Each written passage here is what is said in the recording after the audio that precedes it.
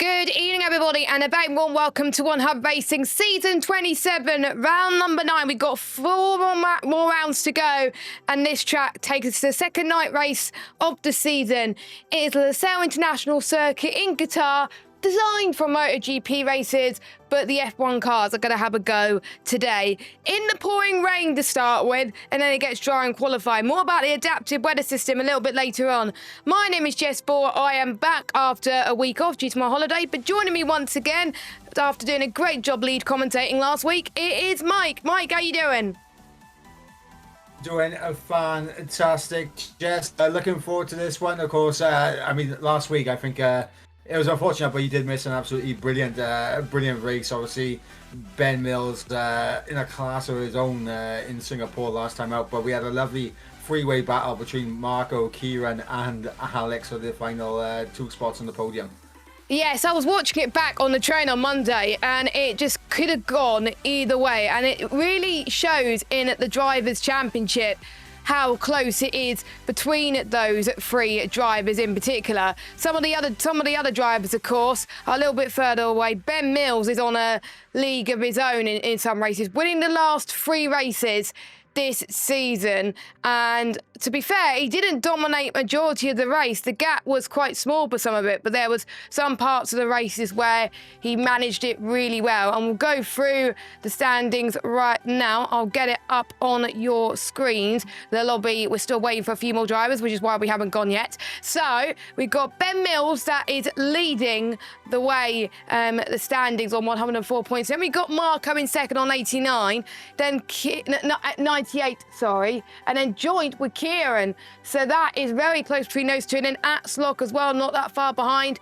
Jaco, of course, did not do very well. He had a drive-through last week because the 5 red lights when she couldn't see the 5 red lights. So he's looking for redemption. Is one of his favourite tracks.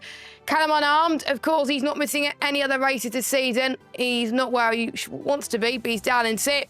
Then we got Casper in 7th, Collie in 8th. Alex having a very good result in P9. He got the Sim Racing Setups Driver of the Day for the tier, so well done to him. And Nick is in the top 10. So even though Ben is leading, it's still pretty much wide open. Yeah, I mean, obviously, I mean, it looks ominous now that Ben's taken the championship lead because other than the opening round, he's won every single race that he's raced in this season. But, I mean, there's still possibility there for Marco and Kieran. Obviously, we know on their day they can take the fight and take a race win. Of course, Kieran already proven that this year. Same with Marco, actually. Both picking up race wins this season. Obviously, Callum and Arm could definitely get in the mix as well. I mean, we saw last week Alex was looking very rapid. Arnold looked very quick as well at Singapore. So, I mean, it's still plenty of people that can cause Ben Mills some troubles. So, even though he's in the lead, it's not over and done with just yet. It definitely isn't. And with the adaptive weather system, this could shape things quite up because if you missed the pre-race show, we will roughly go through what the weather is going to be. So it's going to start off very wet to light cloud in qualifying. And in each session, it dried up in different places. So the P1 drivers are not going to assume, hopefully, that, oh, it dried up at this point in the P3 tier. And then in the P2 tier, maybe it's going to dry up this point here. Nope, it might not, because in the first practice session we did, it didn't dry up at all for softs. So anything could happen when it's set to approximate. And then the race, it is, I'm trying to remember what the race is. I know it's light clouds, overcast to wet, or it's the other way around. But I know it's obviously going to be wet at the end of the race. And with dynamic weather on other league races, it hardly ever rains in Qatar. So that's the brilliance of the adaptive weather system, but it's going to shake up the order because, Mike, not many people have wet setups. No, around a track like this is so rare to get rain. In fact, I don't think I've ever seen a wet race at Qatar in just like normal dynamic weather. So the adaptive weather system definitely throwing a spanner in the works, let's say, for tonight. And of course, we saw it in P2, it literally went dry right at the end. Literally, as soon as you go out on your outlap, right at the end of the session, that's when DRS was enabled. So, I mean, the guys here tonight, They might not be able to get a dry tyre in, but they just might, and you never know, you got to be on the right tyre at the right time. Yep, you do. And I think it's going to come down to who is going to be in the right place at the right time. P3 tier, I think there was only 3 or 4 drivers that got soft laps, and in P2 there's only 6. And we've seen in qualifying for a lot of drivers in the racing, position is more important. And for some drivers, they were able to climb their way through the field. So let us go on some laps then around the Losail International Circuit. We got an 18-car grid this evening. I'm trying to look to see who is first on a lap. I believe it's one of the McLarens. It is Callum. So Callum is currently sitting at the championship, and it would help if I get to the scene. There we go. So you probably notice, yes, it's very wet, but on this game on F1 25, it likes to do weird things. The 4 wets on this game are absolutely useless in general, in the race and in qualifying. So you just avoid them altogether. That's my advice. Yes, it looks full wet, but yeah, it's like a useless dog, pretty much, the full wet. So that's why you're seeing the majority of drivers who are smart who have opted for the intermediate compounded tyres, which is what you should do in these full wet conditions in quali and in the race. And we will see a lot of drivers actually putting on more laps in the car, more laps of fuel in the car than usual, because they could get some more laps in. So they'll probably do 1 out lap. Some people may just do a sighter lap just to get the feel for it, and then they do a push lap. But some people would like to get a push lap straight away. But would you like to take us on board a lap with Callum, Mike? Yeah, so Callum coming through turn number 2 and now through turn 3 as he approaches the very tricky right-handers at turn 4 and of course turn number 5, where it's very easy just to step over and pick up the invalidation. Into the hairpin now at turn number 6 with a 37.1 first sector split. Callum looking for a good traction out of there, and you see a little bit of a slide on the exit as we come through turn number 7, and this corner feels never ending, but you gotta get on the throttle, get onto that outside curb on the exit as you come through 8, 9 and now in towards turn number 10. Again, traction crucial coming out of here, and I'm surprised that Callum is not using his battery, so maybe he is going for a bit of a sighter lap. But now into the triple right-handers, where it's all about positioning your car correctly before entering each corner, because you can run wide and pick up an invalidation. And of course, through this left-hander, carry a little bit too much speed, you're off on the right-hand side. But now towards the final corner there with Callum and armed, all about traction, getting on the throttle nice and early, a little bit of a slide on the exit for the McLaren, but here he comes now to the line, using a bit of overtake, and it's a 40.5 to get us underway. I've noticed he didn't use any overtake at all on his lap. I saw that he was using hot lap, but not overtake. But I would have recommended using hot lap either on your lap, even in the wet, as we're seeing more drivers setting lap times currently. Lukey is currently fastest, but expect the times to go even quicker. Casper goes 4th. He can't improve on that time. Owen goes up to the line. He goes 3rd.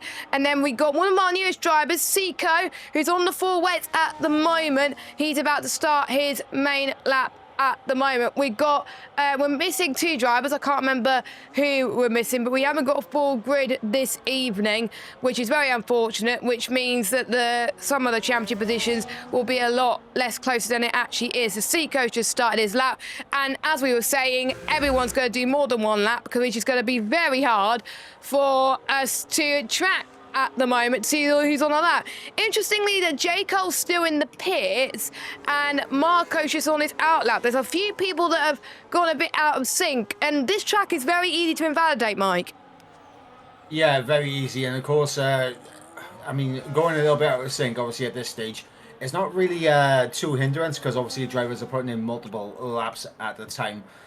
So I wouldn't say it's horrible to be slightly out of sync at this stage, but yeah, like, it's so difficult to keep it within the limits, especially in the wet conditions. Obviously the track is drying, and it is going to ramp up the deeper into qualifying that we go, as Callum crosses the line and sets the provisional pole lap time of 38.4, which is immediately beaten by Alex, who was directly in behind Callum, and then Ben Mills.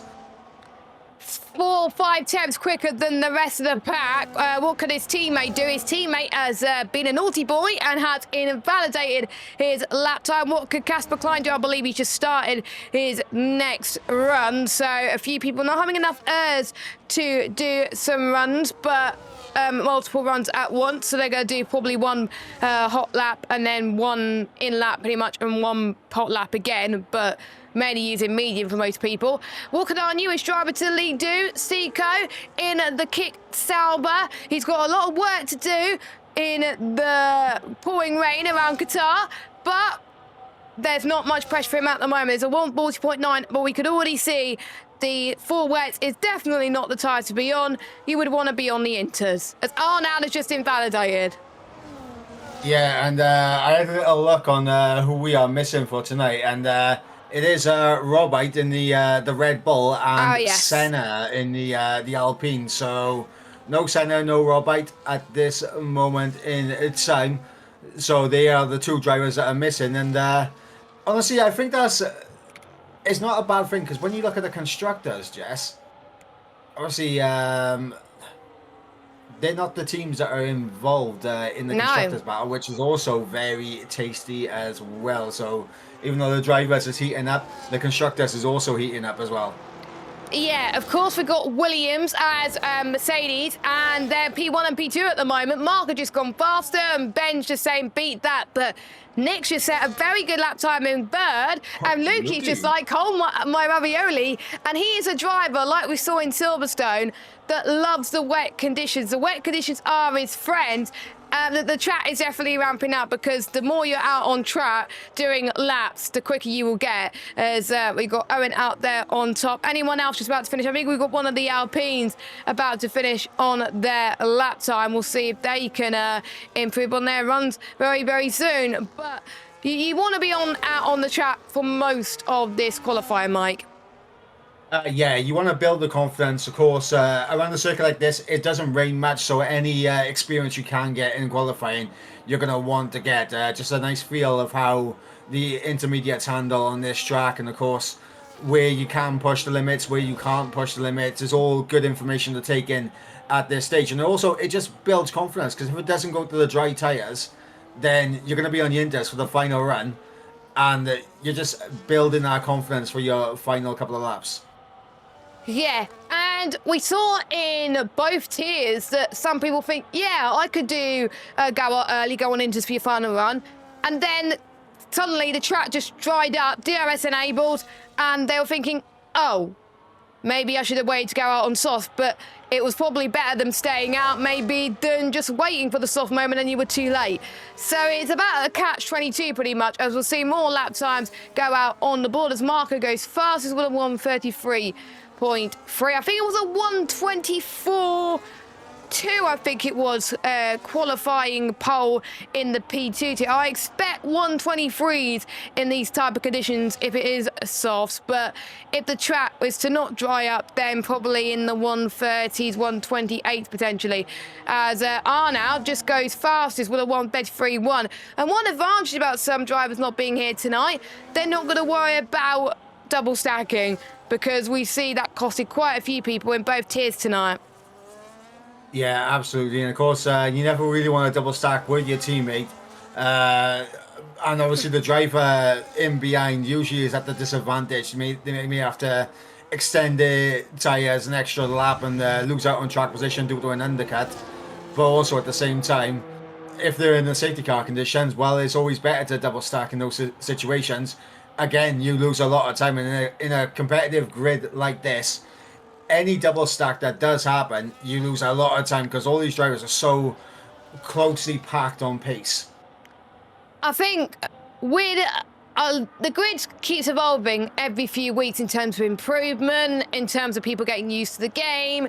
There was quite a few people saying that they prefer high downforce tracks. I think there was one pre-race interview that I was looking at saying that having high downforce tracks will even the playing field, because there's quite a lot more drivers that like those high downforce tracks. It was quite interesting, but there were some people that hated it. So it was kind of like a mixed bag as to who liked the high downforce and who doesn't.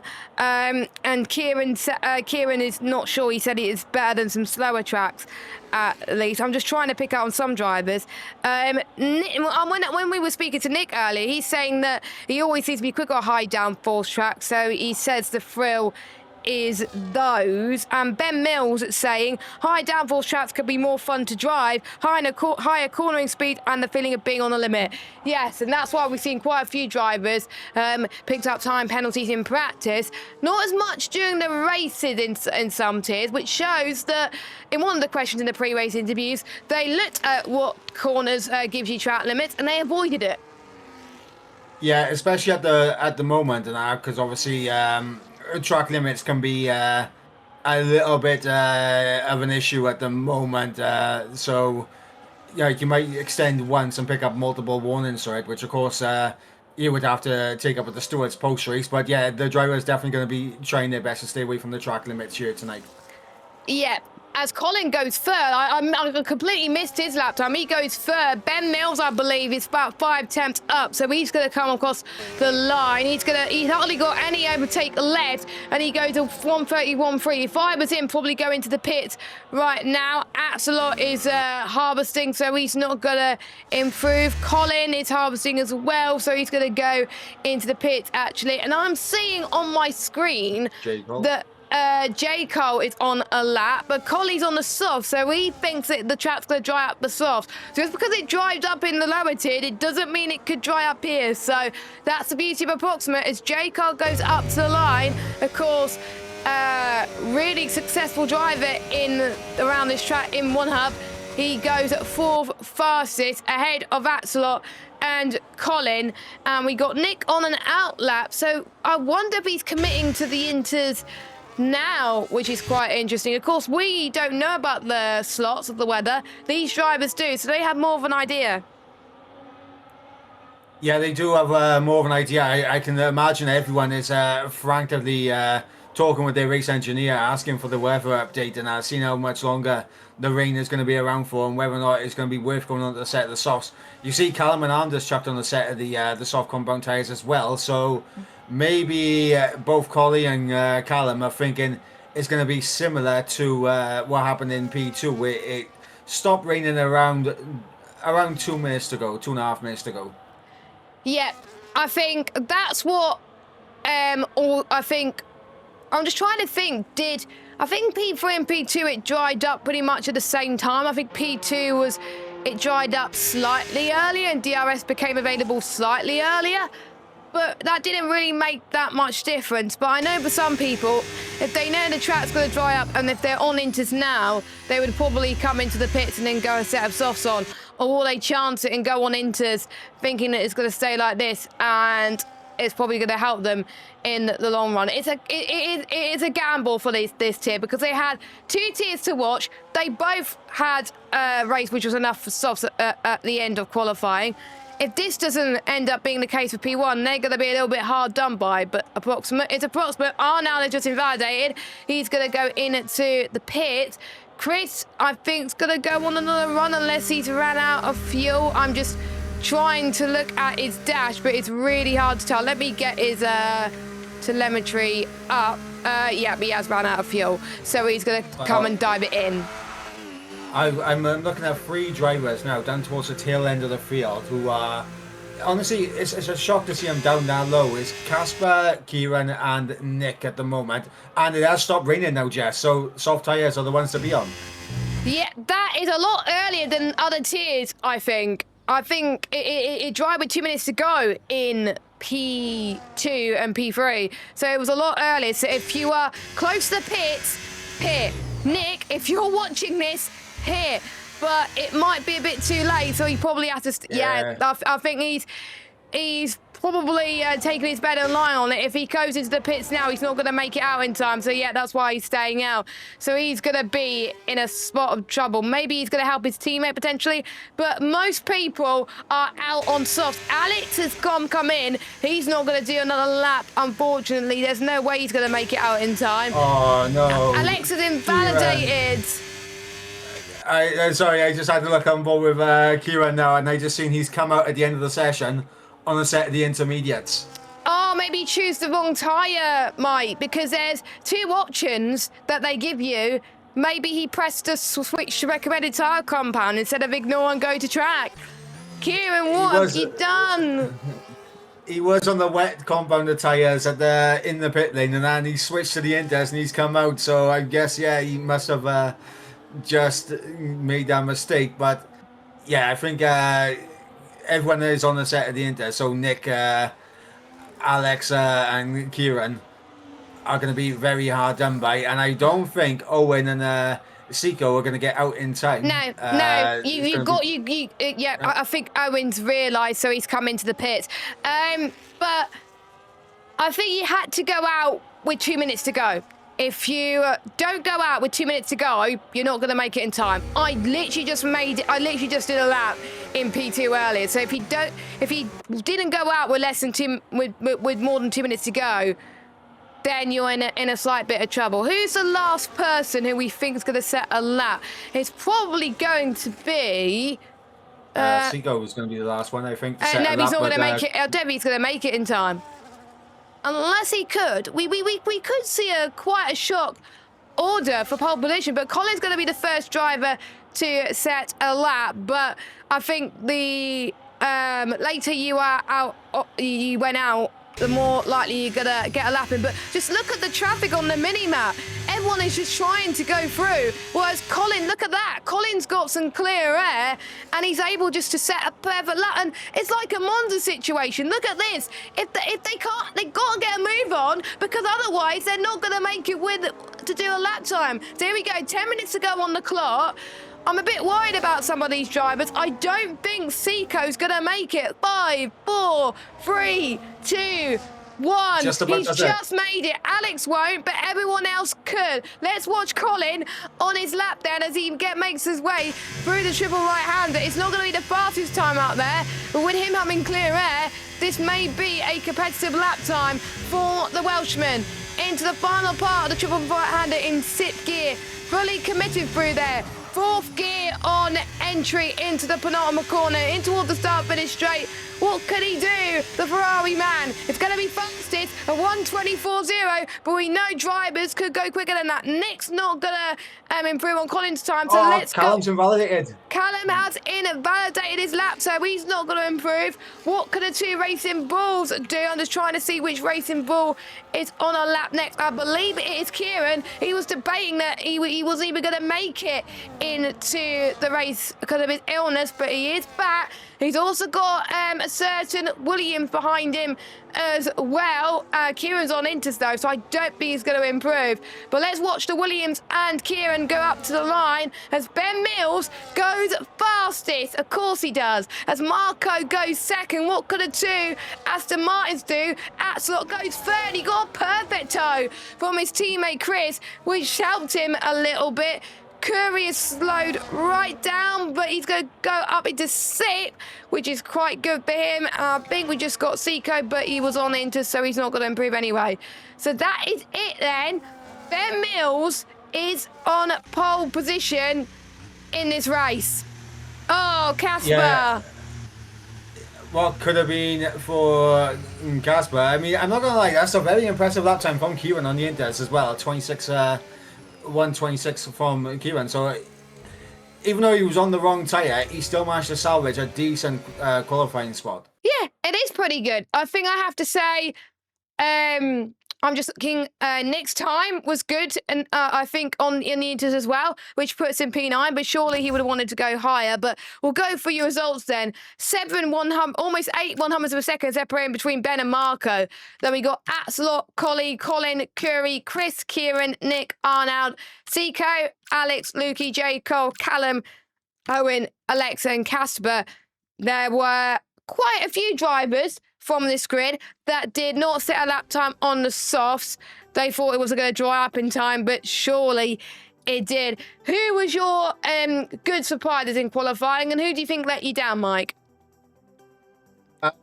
In terms of who let me down, I have to say it has to be Casper. Like, obviously, we've seen the pace of him in the past, and obviously him being down all the way towards the back is not ideal for him to start this race. In terms of the shock, Joe, I'm actually going to say, and Curry and Chris are both the shocks now for me. Both of them getting very good qualifying positions. So it's going to be interesting to see what they can do at the start of this race, because generally they've been in that mix now, fighting for the tail end of the points or just outside it for most of the season. And I think now they have a very good chance of doing something now at the start of this race. Yeah, I was impressed with Curry especially, because he has not had the best of seasons. He felt like a bit hard done by in some of the races. And with a track like Qatar, with the adaptive weather system where the weather could change everything, if you get the strategy right, if you get the qualifying right, it's hard to overtake unless you have OP straight line speed and can cope with that. So Curry is gonna, I think, hopefully, he needs to have a setup which has lower straight line speed than everyone else in order to keep that position, because he's going to have to really defend for his life. And Chris, I know, hasn't driven around Qatar that much, so he impressed me as well. I'm looking at the disappointment in my end. Of course, Casper. Owen as well. He didn't make it out in time. He committed to the inters and he thought he wasn't going to be dry enough. There was a few other drivers. Let's see. Callum, J. Cole, both McLarens actually disappointed me. And I saw Lukey in the chat, Mike. Lukey would have done a 23.5, but he invalidated. He would have been up there near his teammate. Yeah, and that was the thing that I noticed at the end. There was a lot of invalidations from the drivers. Both McLarens invalidating. Obviously, Lukey invalidating as well. I mean, a whole heap of invalidations, and that's the issue. I mean, it happened with me in P2 when you go out for that final run on the softs. It's pressure. If you invalidate, it's game over as soon as you go for the track limits. So yeah, it's I feel bad for them, but obviously they've shown great pace around here in the past. So let's see if they can get their way through the field. Yeah, I think we have seen people climb their way up through the field before. I think Solau had a very rubbish qualifying, but he was able to turn it around in the race. So it's not over by any stretch of the imagination. We've seen in both tiers that you can overtake around it, even though it's difficult to overtake. So you would want to be in the top 10 to stand, I think, a good chance of getting a good result. But there has been cases in some races in the last few seasons where people started lower down and still finished quite well.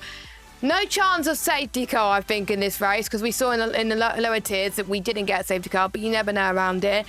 Let's go to the media day, as the press was quite busy getting some spicy rivalries, including Lukey versus Colin. Of course, Lukey got a podium in Silverstone. Colin is a good qualifier, but unfortunately, things always seem to let him down in the race, and their responses are quite funny, so I'm going to have to look at those. So the question was, two absolute sweats in the P1 rivalries this week. Both of you have had some good battles this season. Who do you think is the biggest sweat out of you both this week, and what are you going to do to stop your rival getting a good result? And Colin said, probably me this week, hoping I get remove some of the bad luck and errors and get a good result. We all agreed to ignore Silverstone race, so it's a close title battle. And Lukey responded to that. I've not had time to practice this week, so it's 100% Colin the sweat. On pure pace, Colin is typically the quicker one. On some charts it's been close, but we've always been very fair and respectful racing, so it's always fun racing Colin. Stopping him will be extremely difficult. So Lukey being the nice one out of this, and Colin's like, let's ignore Silverstone. Little spicy Colin, eh, Mike? Honestly, it's that's terrible behaviour from you, Colin. Terrible behaviour. But I know for a fact that he's looking for a big redemption here tonight after what happened in Singapore last week. Because he had great pacing, he was on for a good result, but for some reason in fifth gear coming out of turn 14 at Singapore, his rear end just absolutely snapped on him, and he was in the wall, the front wing gone, and that was his race over and done with. Yeah, and that must be very frustrating. He was telling me about it before the pre-race talk show as well, and he, I think, was a bit annoyed because I was watching the race in my hotel room, and he was looking good up until that point. And then the next moment, I looked, where's Colin? And then he said he had a moment. So it just shows around these night races with the temperatures and all that, things could change and the pressure could potentially get to you. So Colin is hoping for a much better result.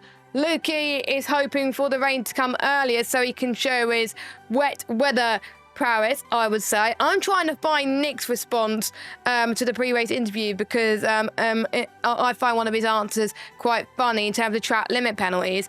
They were asked, what is your strategy to avoid track limit penalties? He said, ask the stewards nicely to remove them all for me. What do you think, Mike?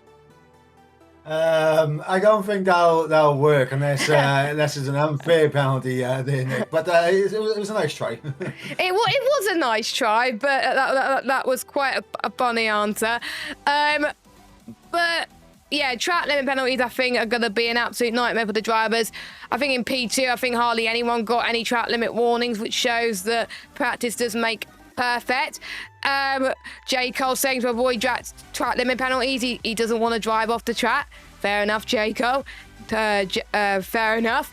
And Casper saying good luck running high wings against me when he was asked about whether he prefers high or low downforce circuits. So liking a few of the answers there, I picked some few. Now let's predict our top three after what we saw in qualifying. And based on the adaptive weather system, we've got a dry to wet race. We don't know when it's going to come. In P2, it came really early. In P3, it came, I think, a little bit later, but a bit earlier than the practice session. So it's going to be a tall order. Who do you think is going to be your top three, Mr. Mike Edwards? Well, I'm going to say the streak gets broken here tonight. Ben Mills' is winning streak gets put to an end. Oh. Because of the weather, I think Kieran can maybe take the race win here tonight. And then I'm going to go Ben Mills in second place. And third, in third place, I'm debating between Marco and J. Cole, but I'm gonna lean over to our fellow commentator in One Hub. I'm gonna give J. Cole the podium. So he's going to come up from lower down the grid to get on the podium. That is a good prediction. We did, to be fair, we've seen quite a few drivers in P2 do something, or almost do something similar. So it is possible. So it will be interesting to see. Let me get my predictions because the clock is ticking. So I think Ben is going to keep up his winning streak in P1. I think Marco's going to be second and Kieran's going to be third. Yes, I've changed my prediction, but I didn't think Kieran's going to be racing tonight. So that's going to be my prediction for P3. For the top three, sorry. But we've also got engine and gearbox penalties to go through. So we got Alex who's taking a gearbox, Alexa's taking engine, Callum's taking gearbox, and Owen is taking engine. So those are your four drivers. Of course, some drivers were near the back anyway, so for them to have a carway penalty around Qatar, it's not going to be that bad. But if I was at racing in that tier, I wouldn't have gone for a carway penalty myself around this track. No, I mean, there's other tracks where, of course, it's more ideal to take the engine and gearbox wear penalties. But yeah, I mean, I get it on theory if you've got a car that is good in a straight line. If you can make the overtakes happen around you, getting rid of a gearbox here is quite ideal. But if you can't, then it's going to be a long race trying to come through the field. Yeah, I wouldn't have gone through that because you should have seen what happened near the back as well in both tiers. There were people that were trying to get past, but it was just so difficult for them. And we hope they're not going to have the same issues. But we've got some sponsors to go through, so we will go through that before we head to the main race action. Of course, we have Next Level Racing, who are providing some prizes this season, as you can see on your screen. Pure Sim Gear, you can use the code OHR10P to get 10% off all of their products, including some socks and gloves. And the winner of the most combined fastest laps and poles will win a pair of gloves or socks from them.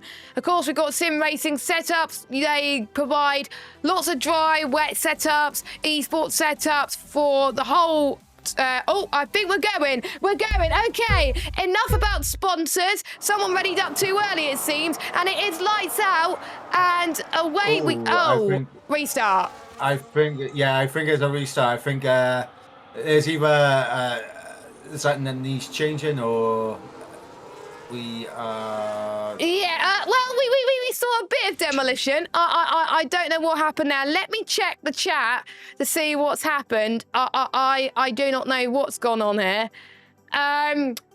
Lukey said he messed up. The grid didn't save. He obviously done Naughty the grid order. Naughty Lukey.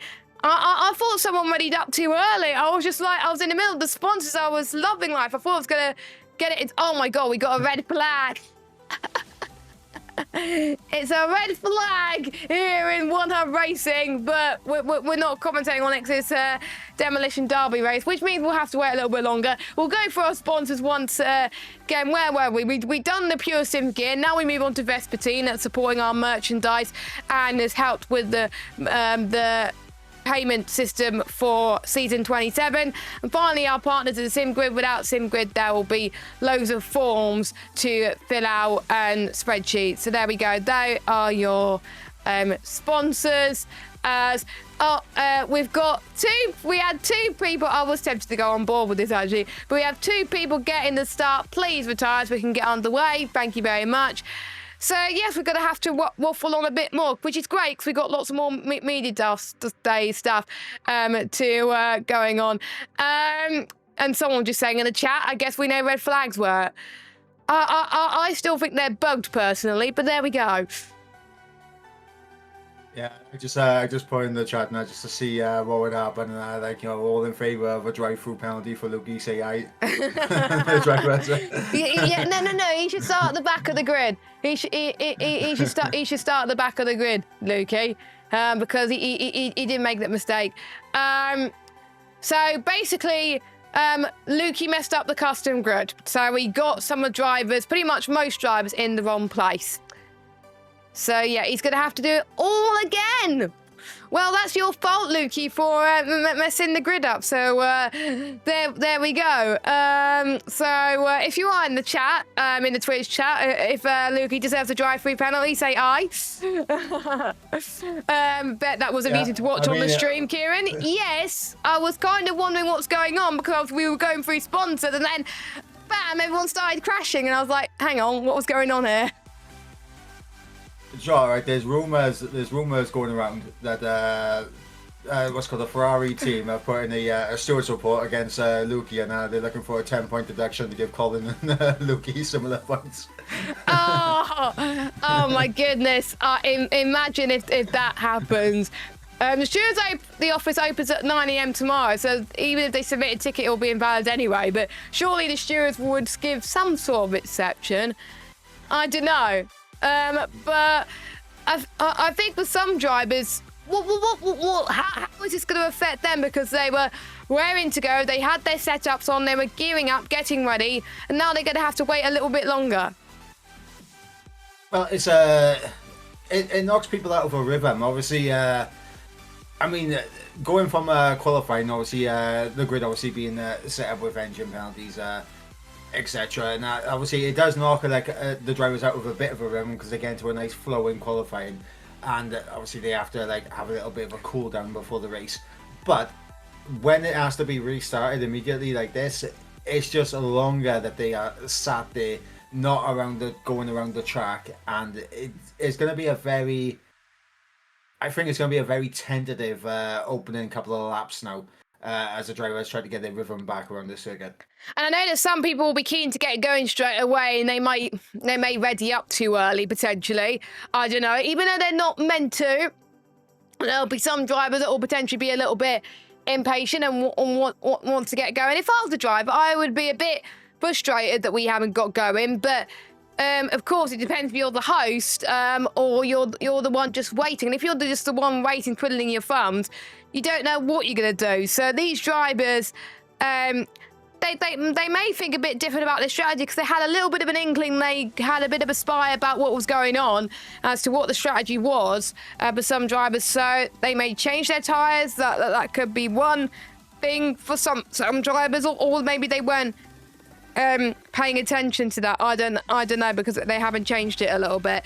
We'll go through the drivers' press conference in just a moment, but I have to say, Ben Mills, this could be his opportunity here to get another streak. If he gets another race win, surely the championship is his. Bloody hell, Luca, you set up the grid quite quickly. Hopefully set up the grid correctly this time, because I do not want another restart. I mean, if it's another restart, I think it's definitely a 10-point deduction, drive-through penalty. We strike, a commentator strike. We're not going to commentate if we're joking.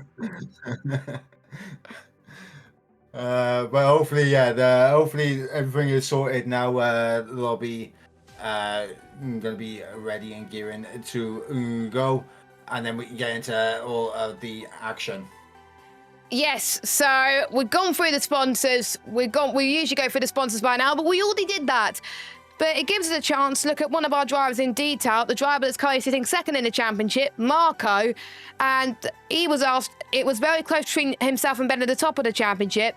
And he was asked whether he can overhaul Ben by the end of the season, and how can he make sure that the P1 tile belongs to you.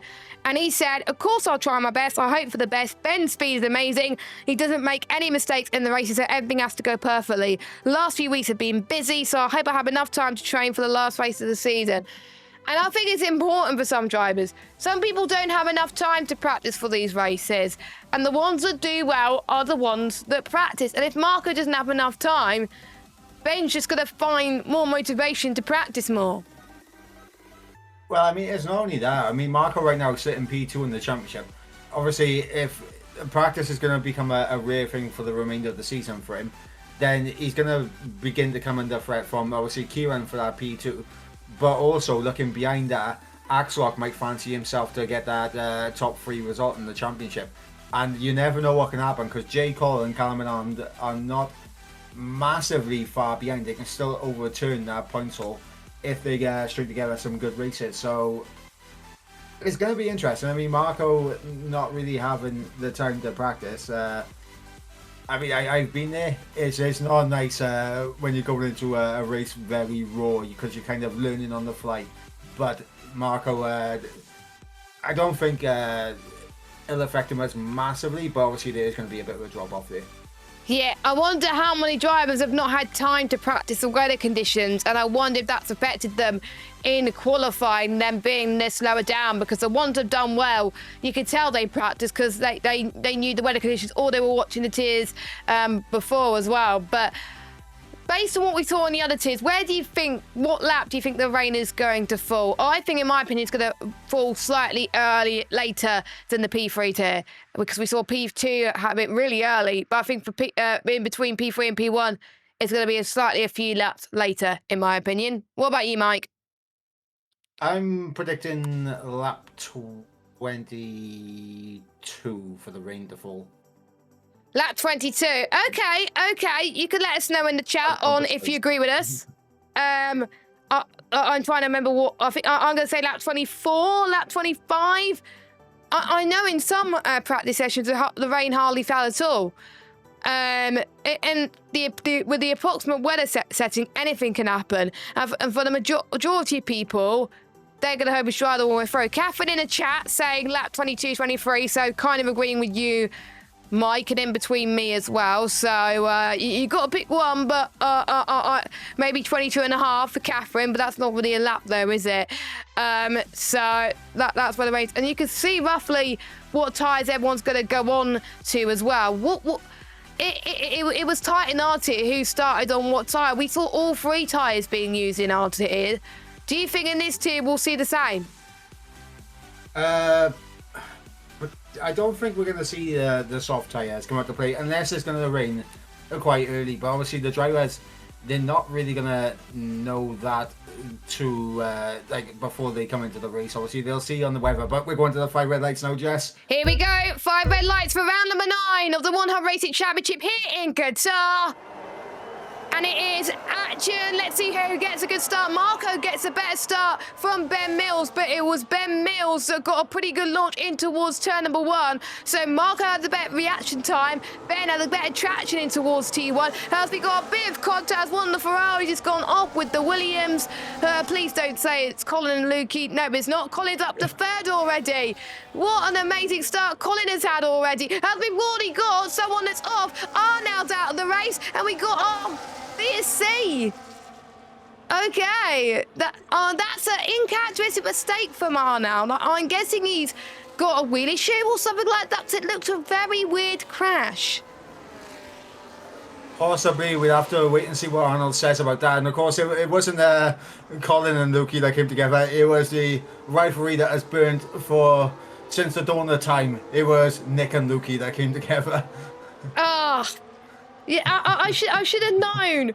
I should have known. Insane. And with a BSC around here, that means the field is now neutralised. It gives us a chance to breathe, Mike, because a lot happened in that lap. Only one driver starting on the softs, and that's Casper. Everyone else either on mediums or hards. Kieran, Collie, Callum, Jaco, and Alexa opted for the hards. Everyone else on at the mediums. Ben's going slightly faster than I was expecting. I'm guessing the VSC is going to end very soon.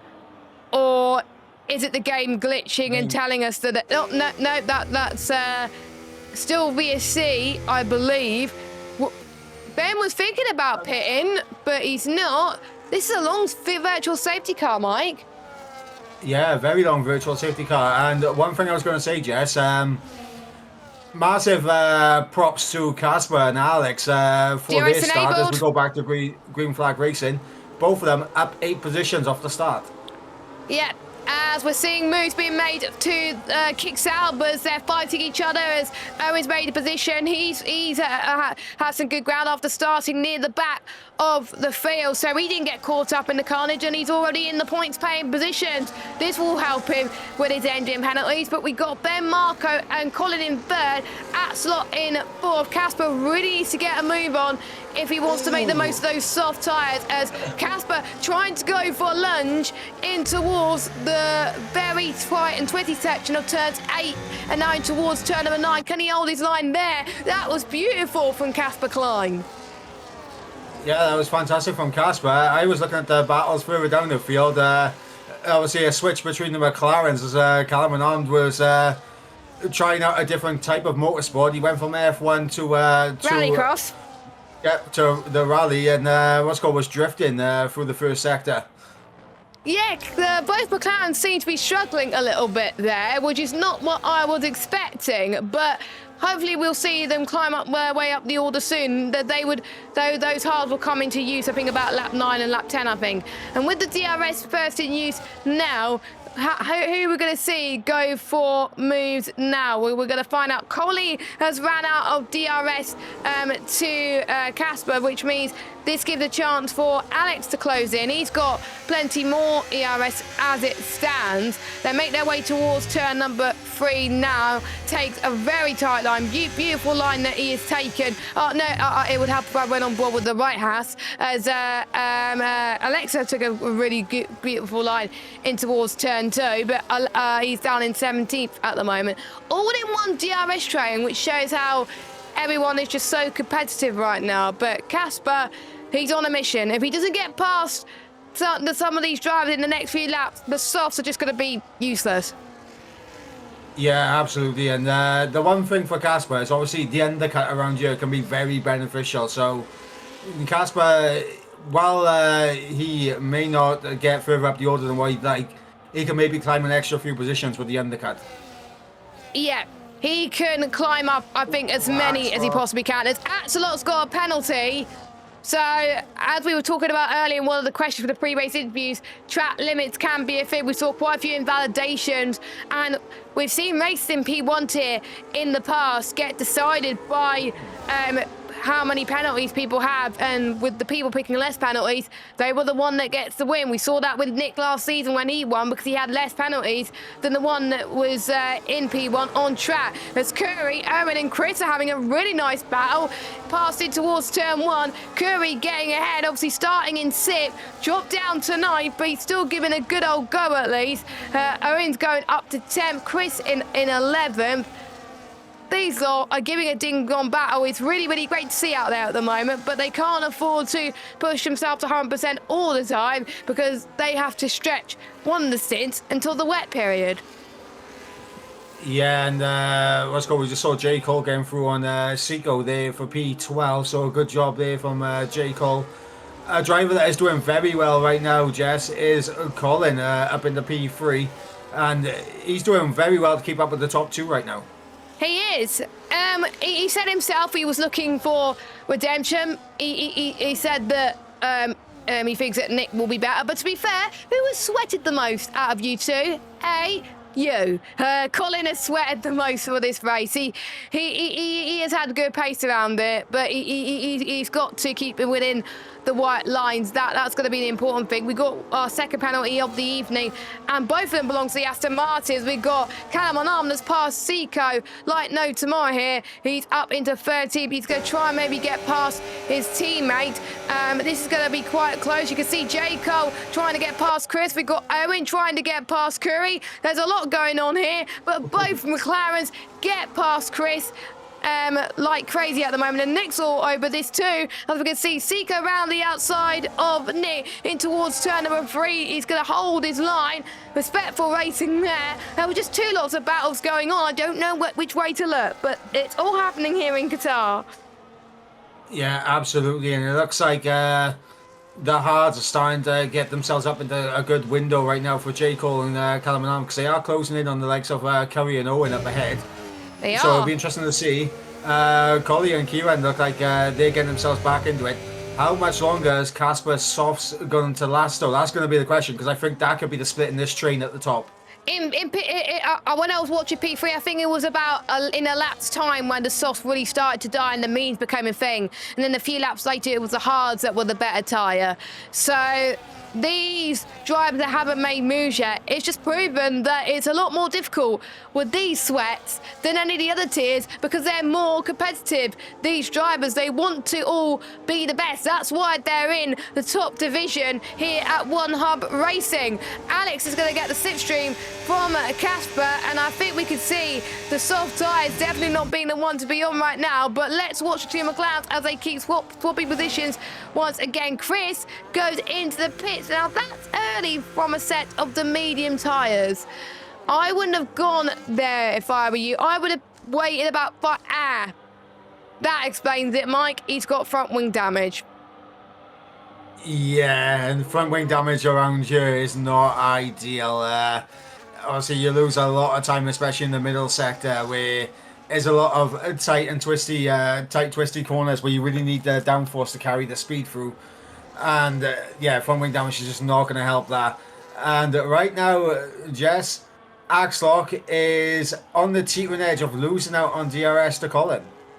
Yep, he is. Axelot is in a bit of trouble, which gives a bit of hope for Casper, because he's going to have some DRS to defend from Alex, because if Casper did not have DRS, then he would be in a spot of trouble as well. And as I just said that, Mike, Axelot has found some DRS again. No, but he's not. He's got to find a few more attempts to be absolutely safe, and Colin is going to be pushing like a madman to make sure Axelot doesn't get any sniff of DRS. I believe Axel does get DRS. Casper pits in part of the race where I thought the softs were going to pit, and he's going to go on to, if I was playing my cards right, a set of the hard compounded tyres. So we'll see him come in. Yes, hard compounded tyres for Casper.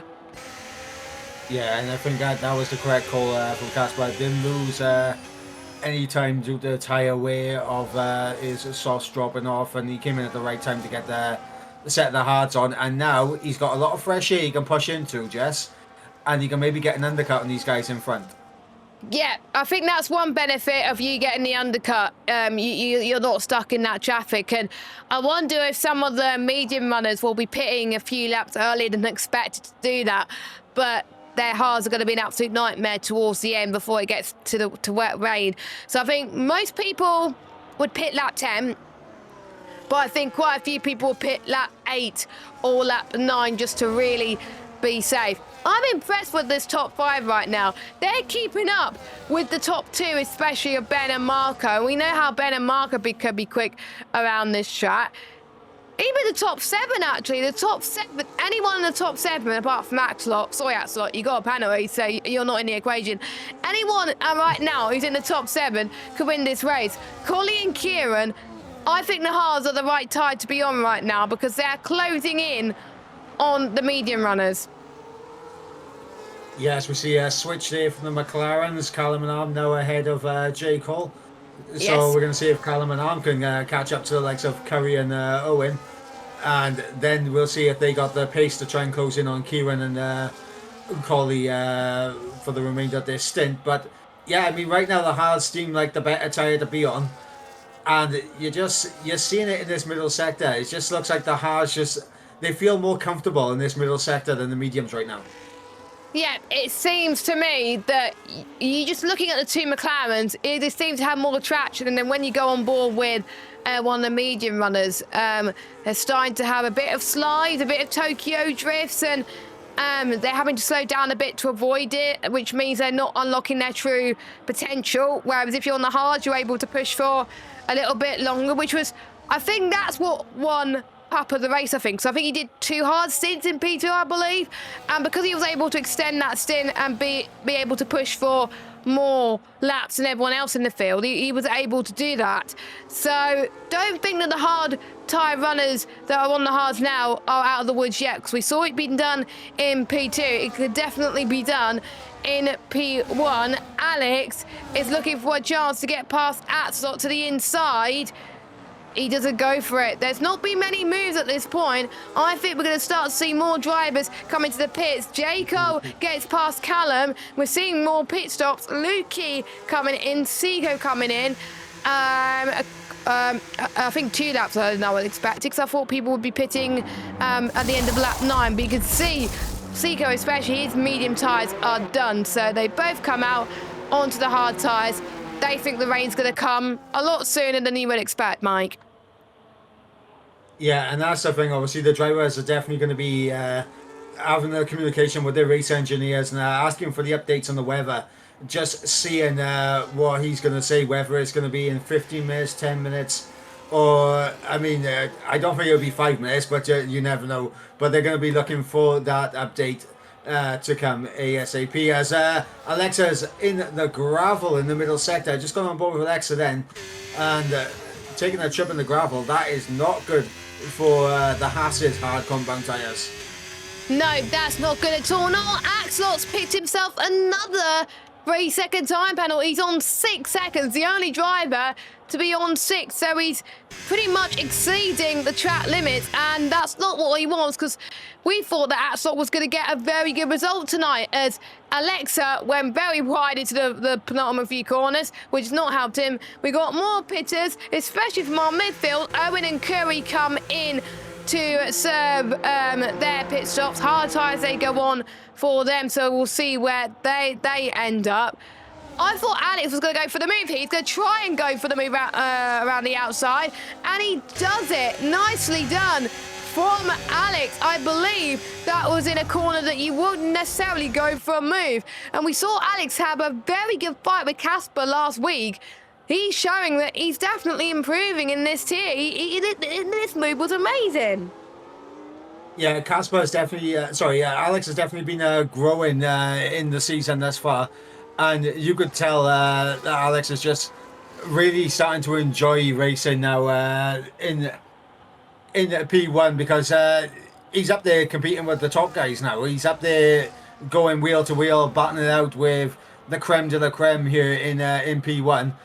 Now, though, he has the old wily fox in Colin R. Mason in front. and Colin is defending for his life. He's not going to let Alex get past him. But I wonder if any of the drivers are going to come in. Colin's going in. So is Axelot. I wonder if, I think Nick could go in because there's a bit of a gap for both the Ferraris to come in. But Nick is playing it safe and staying out, which is quite smart, I reckon, at the moment, because you don't want to lose that much time. Oh, I did see the Red Bull and the RB going for a move. Collie just about staying ahead on that one. They're not catching as much as I would have thought on the top three there, which is, I think, must be very frustrating for them. As Casper, who pitted for a few laps early, he is your net race leader at the moment. He is in a net race leader. Is that what you were noticing? Yeah, that's exactly what I was noticing. I thought it was going to be very close on the pit lane exit, but yeah, Casper not only getting ahead of Cole, but already being out of DRS range. Oh, look at J. Cole round the outside on Curry. No, Curry stays ahead. Oh my goodness. I'll tell you what, this is big for J. Cole. He's got to try and get through on Curry as soon as possible. Axlock has come out just in front of Curry, and Axlock appears to be struggling, especially with the time penalties. Owen he's got away from him. Like, Owen was battling with Curry moments ago, and now Owen's got a nice 2-second lead, 2.5-second lead to Curry. Yeah, I think Owen's had a very good pit stop. So. And the undercut is powerful as far as we know. So look at this, Corley trying to defend from Kieran. We thought Kieran was going to go around the outside, but no can do, says Corley. You're in the sister team. Go away. I am in the giant Red Bull team. I'm the one should stay ahead. I don't think they'll be saying that, but I would imagine they would do so. So let's see who's going to stay out of this one as Casper gets ahead of Ben Mills. Ben Mills just pitted. He's on mediums as we got Colin and Marco side by side. Colin just about gets through. So the undercut has worked favours, but Ben on mediums, I doubt this would have worked. But to be fair, Ben managed to get 11 laps on mediums earlier. So, and if we saw what happened in the lower tiers, it came lap 22, 23. So I think it's smart for Ben, but it's time to go be crying for mercy towards the end of the stint. He's going to hope that the rain's going to come ASAP. Yeah, and I'm wondering what Casper is going to do, like how much he's going to get his elbows out, because, I mean, Kieran is not completely out of the fight for the race win, and he could potentially help his teammate out, especially in the Drivers' Championship here. That is very interesting, because I think we know Kieran, he likes to race. Casper likes to race. So I know Casper is definitely going to pull out a fight. But sometimes you got to pick your battles. But we'll see what happens. As Ben trying to go for the move early, but I thought he's going to get some DRS. We're going to watch Colin and Marco as well battle unfold, because I think that's going to get very interesting as well. Could Colin and Marco take advantage of these two battling? We'll have to wait and see. Here comes Ben Mills to the right-hand side, in towards turn 1, and that was easy, does it? I don't think Casper thought that one. He knew that he's going to be on the durable tyre. As Ben's gone one little bit, that was definitely a warning. And Marco has been jumped by Alex on the overcut. Wow. So the overcuts worked for Alex. And do you know why? Marco was stuck in traffic. Yes, Kieran is about 3.5 seconds off the back of these guys now. He's on a fresh set of mediums, so we're going to see if Kieran can try and close in.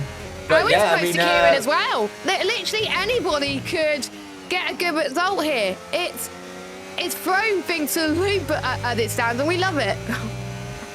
Absolutely, and of course, with the looming threat of rain potentially coming towards the end of this race, it's definitely going to be a very spicy situation. Colin, though, needs to get back within that 1 second of Casper, otherwise he's going to be a sitting duck for Alex on the DRS straight.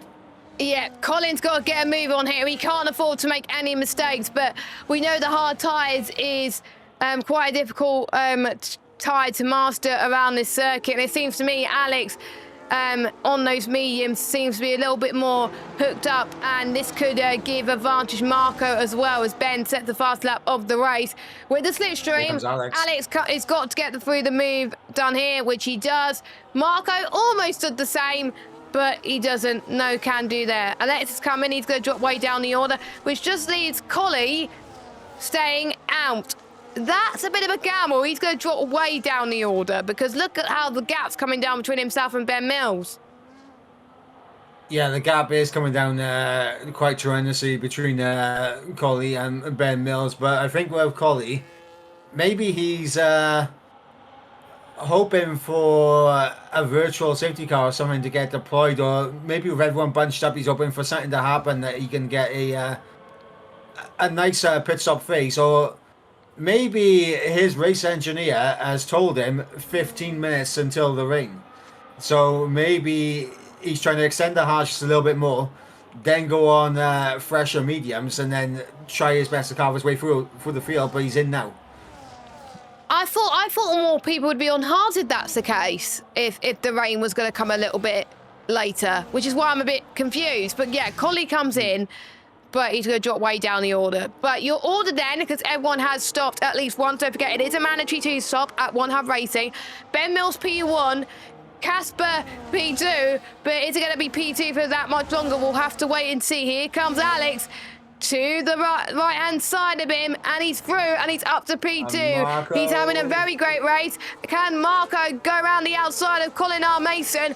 Colin R. Mason is being the Minister of Defence right now around this circuit, and he's not letting the Mercedes driver get past him at all. Yeah, Colin absolutely defending for his life here. He knows a possibility of a podium is on the cards. And all he's got to do is make sure he can stay in this train. He's on the teetering edge of losing DRS to Casper, and he needs to make sure that he is right there on the back, because his tyres are twice as worn as Colin. So Casper is going to be feeling the tyre weight before Colin will. Yeah, because he pitted, I think, quite early on to get that undercut, but if the rain's not going to come till like towards the end of the race, these tyres are going to be crying for mercy. So maybe Casper may not have done the right thing, or maybe he's going to try and just play by ear and just go for a dry 2-stop strategy. We'll have to wait and see. I've had word about what caused Arnaud's incident earlier on. Arnaud was saying that someone punched him in the wall. No idea what happened. Not going to go too much into it. But yeah, someone apparently punted Arnaud into the wall, and that was his race over. That's unfortunate for Arnold. He'll definitely probably be analysing his footage as Marco gets through. And Collie getting through on Owen as well down the start-finish straight. One thing I was going to say, Jess, Alex has caught up quite considerably on the back of Ben Mills here, so the battle for the race win is now on. I think we were kind of hoping we would get a race battle like this in Monza, didn't we? But it was his first race, and he forgot to do the 2-stop. Could we see him kick up his first win in Qatar? Because his first win is a long time coming. Because Monza, his pace was very strong, but we wouldn't have known his pace because he didn't do the strategy correctly, unfortunately. But he is showing that he has got the pace, and I believe he took. I'm just trying to think. I know he took a car wear penalty. I'm trying to remember what penalty he took this week. Let me have a look. Gearbox. So he's taken a gearbox penalty, and he's already chasing down Ben for the lead. His strategy is going to be spot on if the rain comes early. If the rain doesn't come early, then it's not going to be as good for him. But if he can keep up this pace until the rain comes, it's going to be those two fighting out for the win. Here comes Alex. Past Ben Mills, it's going to be an easy move. I thought Ben would have fought that, but he doesn't. Marco gets past on Casper, which means I think Casper's tyres probably a little bit worse for wear compared to Marco's. We got Kieran past Collie through into P6. A lot of moves going on at the moment. Yeah, and that gap to Colin and Kieran is now down to 1.6 seconds, so the mediums are closing in. But it's going to be a case of when does it happen? As I think Casper just picked himself up a 3-second time penalty for track limits. He did. Casper just picked up one, which is a real shame. I just saw Colin have a bit of a slide there coming on the exit of turn 7, I think it was. I'm losing track of the corners here in Qatar. It's one of the new tracks, so what would you expect? Yes, Colin doing his best to stay in the DRS range of Casper. Casper trying to stay in the DRS range of Marco. Now, Jess, this is where things are going to start to get interesting because in the next 2 laps, the hards are going to be the better tyres versus the mediums. Yes. And Marco is within 3 seconds. Can Marco close back in on Ben and Alex here? Oh, this is going to be a tall order. I think in the next few laps, he might do. He might do. It's going to be interesting. I wish we had telemetry up to see when the rain was going to come. Oh, we got a battle for the lead again, Mike. Ben is through on Alex once more. Yeah, I think for Ben and Alex, the smart thing to do now would be... DRS each other. DRS trade with each other. Just to keep the likes of Marco, Casper, Colin, and anyone else at bay and keep the fight between you two. And then you're able to save ERS, you're then able to save a bit of wear on your tyres, which means you're able to make the tyres last longer. And we got another piece of the jigsaw puzzle unfolding. Marco's picked himself a penalty now. We're starting to see more penalties being picked up from a lot of our quick drivers, which is bad news for them. Good news for your, the top 2, good news for your Colin, good news for your Kieran, or... the likes of Owen, Callum, J. Cole, Nick, etc., who have not picked up time penalties yet. And if we get a safety car, which is probably not going to happen now, it can mean anything to them right now. So those 2 as... what's happened? I just spotted something. Lukey and Chris on the set of the soft tyres. That tells me that the rain is maybe a lap or 2 out because they're going for the fastest lap before the rain comes. That's what you did in PT, That's didn't what you? I did.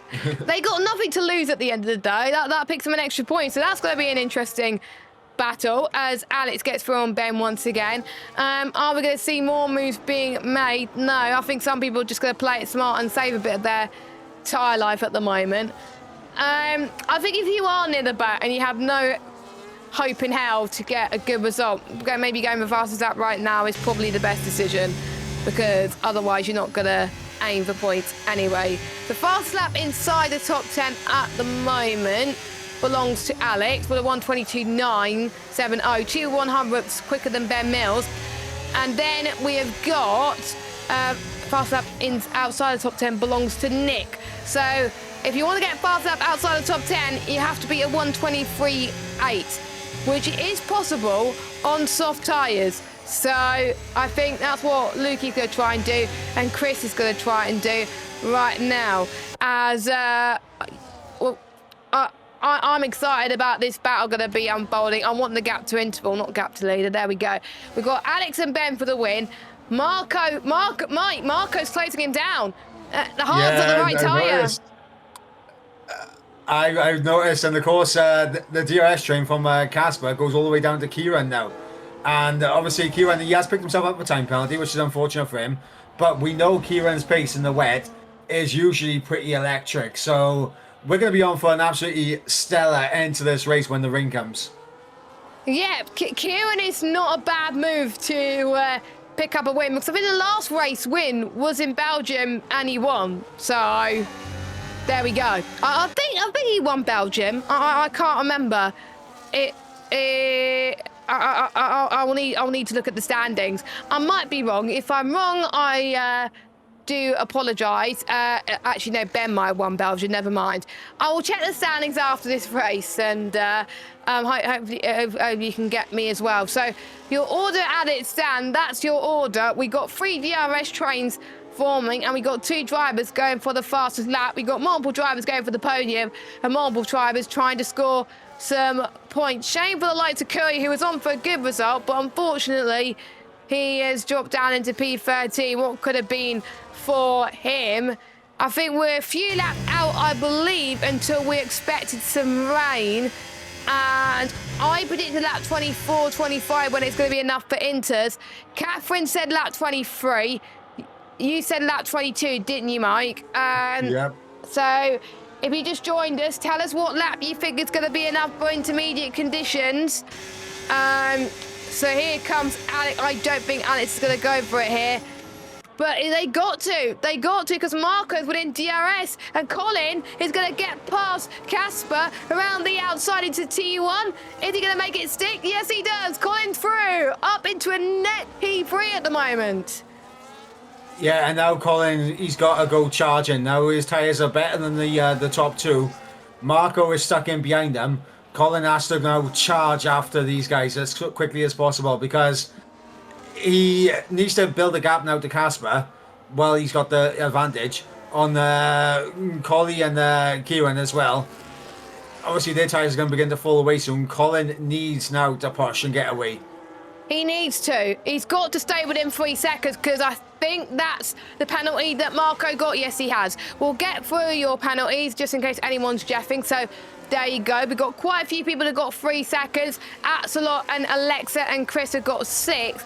No, everybody else has got none. We won't say about warnings because that's cheating. So, but based on looking at, there's probably another warning for the Red Bull driver because he went way off track there.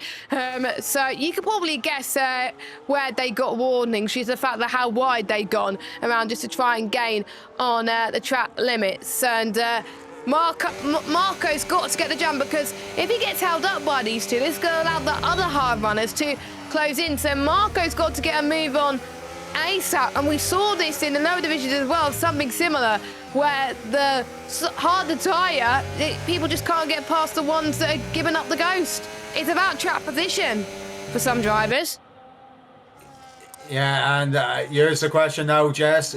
Is it going to be Mystic Mike as Collie sends one down the inside on Colin or Mason? A fantastic move from the Red Bull. And it looks like Colin now beginning to struggle a little bit.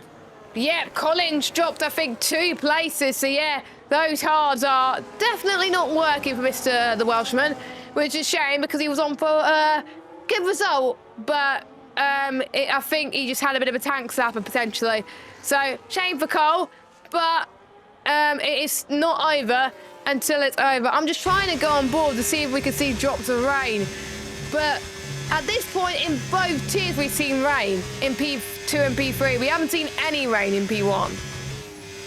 Yeah, and we're coming to the end of the Mystic Mike prediction. Now we'll be going on to Mystic Calf next, and then Mystic Jess. Wait, it's raining. There you go. That's rain. There you Mystic go. Mike. Mystic Mike.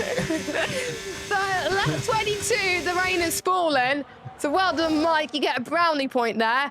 The question is, when's it going to be enough for people to come into the pits as Marco gets through on Ben Mills? Ben Mills is struggling out there. Collie's through on Casper. Colin's back with this fight now. Oh, this is amazing. This is going to get very tricky for these drivers. Who can survive the trickiest conditions? Yeah, and the question is now, though, Jess, is it going to get wet enough for the Inders? This is a tough call, I think. It's not raining as hard as the other tiers, I don't think, because you can't see it on the track at the moment. You can see it on the camera lens just about, and you can see some slides. I remember in the practice session, I remember pitting a few laps too early for Inters, and the tyres were just overheating, and they were just not helping. So I think we're going to get something similar. People thinking, yeah, let's go in, and then they're going to make the wrong decision. The one that's going to do well in this race is going to time their strategy right. They got to use their experience to perfection. Lap 23 in P3, people went to Inters. Yes, Gaza, you were right. I can't remember what it was in P2. I think it was lap 21, 22, I think it was. It was quite early in our tier. Ben's in. Okay, if more than Ben comes in, then Asper's in. I wonder if people were told by their engineers to come in, because that's what happened to me. As Chris comes in as well. So Ben goes in on, it looks a bit wet in the pits, so this could be quite smart. Let's go on board. I still think it's a bit early. maybe there's some dry parts, but there are some wet. I don't know. I really don't know at this point. We're gonna find out. We're gonna find out because now we're gonna have to delve It's wet. It's inters.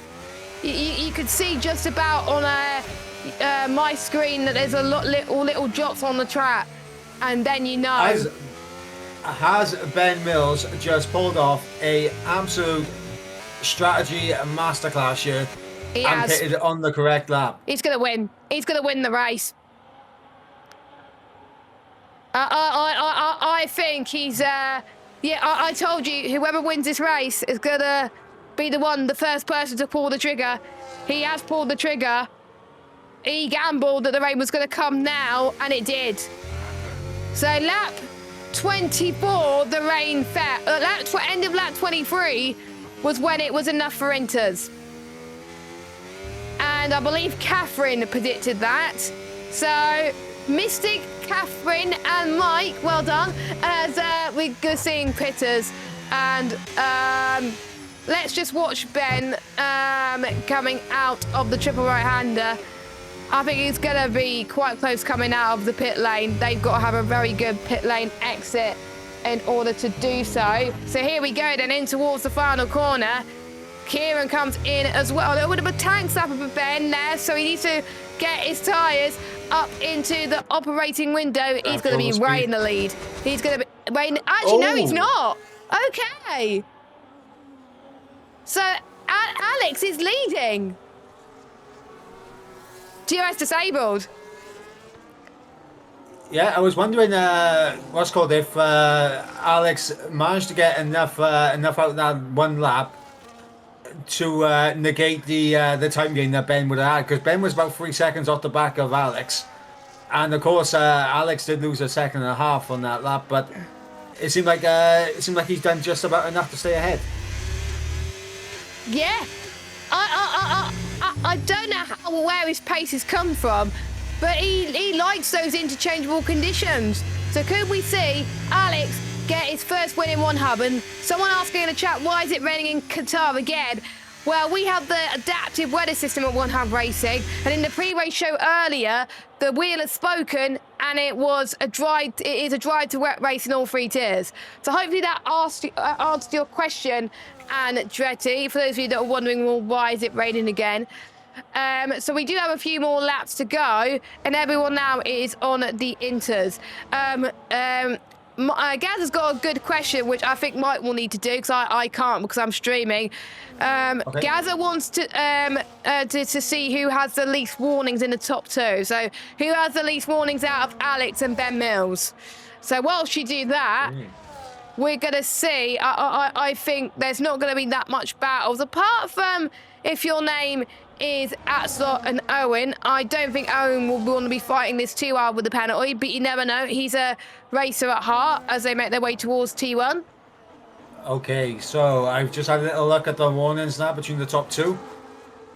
Ben Mills hasn't picked up a single track limit warning yet. Wow. So Alex has picked up 1. So they're nowhere near getting a penalty right now. So it's going to be a sprint to the finish. We've seen in P2, I think, 5 cars fight for the win. In P3, we had a great finish between Joe and Gaza. Could we get another tight finish in P1 for 3 tight finishes in a row? Come on. Then it's got to close up to Alex. If we do that, we're going to get 3 tight finishes in a row, which will be insane. Hopefully that's answered your question, Gaza. So yeah, nowhere near enough to get a penalty right now, Gaza. But Marco is doing enough right now to keep P3. So he's going to remain on the podium. I predicted Ben and Marco for the podium, but I wouldn't have predicted Alex. And he's increased the gap once more. Yeah, I've had an absolute nightmare in terms of my podium prediction, because Kieran's in 7th with a penalty, and then you got J. Cole down in 12th. But one thing I am seeing, Jess, it looks like Colin is beginning to struggle a little bit in these conditions. Yes, and I think the person that's not struggling is Kieran, and he likes the wet. I think he's like me, Mike. In the dries, absolutely quick, absolutely consistent. In the wets, he struggles and he slides everywhere. as Kieran's doing what I did in the first few laps of the interstint and sliding everywhere too. So everyone, I think, in the midfield is finding it tricky right now. Yeah, but right now Colin is on for a fantastic result as long as he can keep up the pace. Of course, he's kept it penalty-free thus far, and right now he's looking at potentially jumping up ahead of not only Casper but Collie as well. Yep. So Collie could be on course for his best result in one hub racing. This could be very interesting in terms of the Constructors' Championship, because actually, who got fastest lap outside the top 10? We could tell you that at the moment. That belongs to Lukey. So Lukey gets a point out for the fastest lap outside the top 10. So yes, he's in 16th, but him bidding on softs has done him more than good favours to get him a point in this race. Yeah, and I'm pretty sure Lukey will be happy that he's walking away with something out of this race. Obviously, his rival in Colin is going to close up massively on him in the championship as long as he can keep this up. And that rivalry is going to be heating up into the final couple of rounds now, gents. Yeah, it's just a shame Colin didn't have the pace for the podium in the wet conditions, but there we go. But look at the gap closing to Alex and Ben Mills on these final few laps. 1.2 seconds. I'm just going to get the ERS levels for you. So Alex is using none in towards the first few corners just to get a better traction. That's potentially what I should have done. And then he's using overtake to gain some extra speed. Ben Mills is doing the same. I've learned a lot by watching how they've been managing their ERS throughout this race. It's very smart from them, to be fair. Marco's using none as well. So the front three are all using none in some parts just to save a bit of tyre life and gain traction, and then using overtake to gain some extra speed. Yeah, and right now I'm looking at a potential battle that could be brewing for the final lap, Jess. Battle between the commentators, Nick and J. Cole. The P3 lead commentator versus the P2 lead commentator are fighting for 11th place on the grid. That's going to be exciting. They want to see who's the best commentator. Right now, the best commentator is going to finish in P1. It's going to finish P6, and that's Colin. So there we go. So we are about to start the final lap. We literally got 2 battles to watch. We got plenty of battles to watch, but this is the battle that we want to see.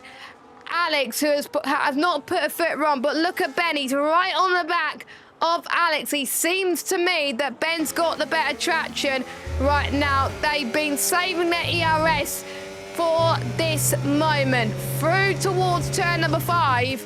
Flicks the car, 4th gear, keeps it in 4th. I thought that one of the top 2 score a penalty, and I would have screamed my hat off.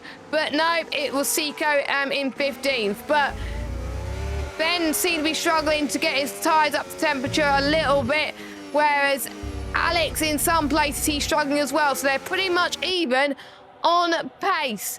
This is going to be another slam dunk finish. It's about who's going to has the better grip to win this one. Can Ben pull out of all the stops and make it a photo finish? We're going to have to wait and see. He's going to burn a battery. The rain is getting worse here in Qatar. Casper's picked up another penalty, but we don't want to worry about him too much. Here comes Alex and Ben, through the triple right-hander. Ben's got 46% of battery. Alex has got plenty more battery. If Alex could just burn the battery up until the start-finish straight, his victory is his. Through it goes Alex and Ben. Who's going to win this one? It is going to be Alex, who takes his first win in one hub racing around Qatar by 3 seconds per second. Ben takes second. Marco third. Collie with a great 4th position. Casper 5th, but Colin's going to jump to... Oh, Colin's going to jump to 4th. Colin will be very happy with that. Collie in 5th. Owen will be happy with his result in P6 after his engine panel. I think it was engine, I can't remember. It was definitely a carway penalty anyway. To the 2 race aboard in 7th and 8th. Callum, good recovery to 9th, but you would have probably aim higher. Axel in 10th, Nick in 11th, and J. Cole gets the final point. And obviously, Lukey get the fastest lap point inside the top 10. Fastest lap inside the top 10 belongs to Alex. Fastest lap outside the top 10 belongs to Lukey. So there we go. Your race winner, Mike was right. Mystic Mike strikes again. The winning streak is over. And the one that stopped it, Ben Mills, was Alex. I'm putting the lottery on for next week, and that's what I'm saying. Yeah, can I have lottery numbers from you, please, Mr. Mike Edwards? Yeah, I'll send them over. You want the fundable, right? Yeah. Or Eurominutes. I don't know. But we are just waiting for Chris to come across the line. He's been struggling, bless him. He doesn't like this track and the wet. I can attest to that one right there. Oh. As Zico finished just above. He left the session too early. So where did he finish? He was just in front of Lukey. P50. So we'll try and take that to account. But this is the man that has driven a sensational race today. And could this be the sign for things to come? Maybe even next season. Could we see a title challenge from him next season? We'll have to wait and see. Let's go through your results. Your clearest drive belongs to Ben Mills. Well, not really that surprised because he hasn't picked up a single warning. But here we go. Alex wins from Ben Mills. We got Marco in 3rd, Colin in 4th, Collie 5th, Owen in 6th. Then we got Kieran, Casper, Callum, Atzelot, Nick, J. Cole. Then we got Curry, Alexa. Then it will be Seiko. Then it will be Lukey, Chris. And then your only one and only retirement was Arnow, lap 1. I think that instant will be go through to the stewards. And it's now time to pick our sim racing setups driver of the days. And I'll start with you first, Mike. Well, since you wasn't here last week, I'll let you go first. Oh, okay. Thank you.